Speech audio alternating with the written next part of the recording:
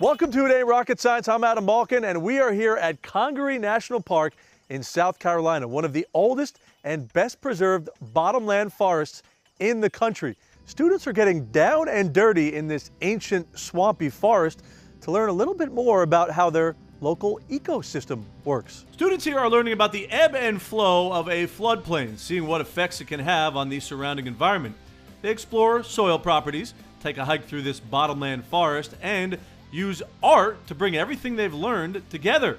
In the first part of the day, they set up a flume experiment with different soils to see how water flows in different surroundings. We had dirt, and then we had half a cup of water, and we poured it down the fume, and it fell into another pitcher, and we had to write down what color water it was. Was it chunky, or was it clear, or cloudy?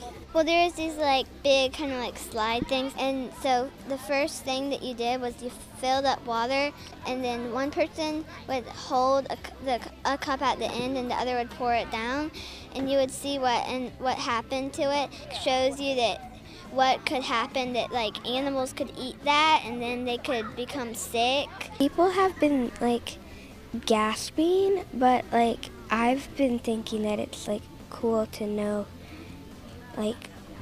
how different things can change the environment. College interns run the program and explain to the younger nature enthusiasts what the results of their experiments mean. There are these open pipes, and we put different types of soil or habitats in them, and then it's a model, and the students are allowed to see how the rain flows through and how it affects that habitat. It's part of Congaree National Park's LEAF program, or Linking Ecology and Art of Floodplains, one of the National Park Foundation's Open Outdoors for Kids programs, which aims to get young nature enthusiasts into national parks. The National Park Foundation is the nonprofit partner of the National Parks Service. It's a collaboration between the park and the Columbia Museum of Art to help local students understand soil, water quality, and to learn how to communicate their observations through art.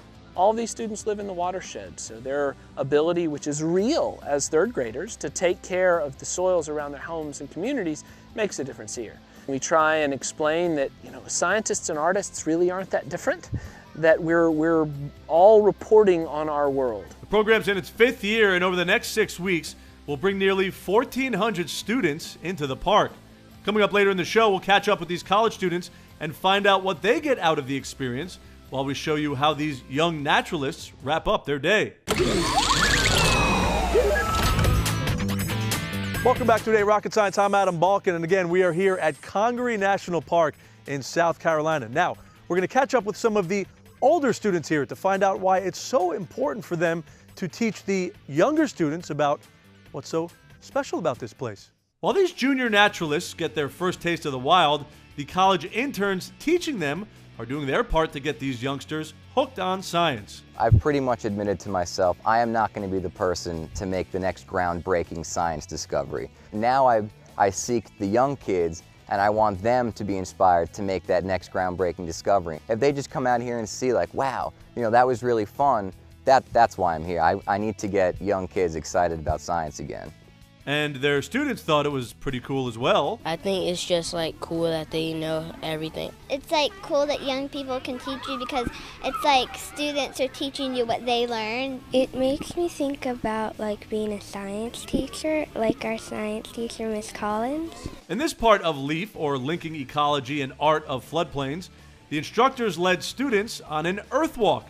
It's one of the National Park Foundation's Open Outdoors for Kids programs that aim to get young people into national parks, and here, environmental enthusiasts got a chance to get their hands dirty, literally. They learned about soil composition and natural processes like erosion and deposition that form landscapes like this over millions of years. As the day drew to a close, students took part in the art portion of the program, recording their observations by drawing and painting landscapes. These two subjects are closely connected through the scientific process and the artistic process.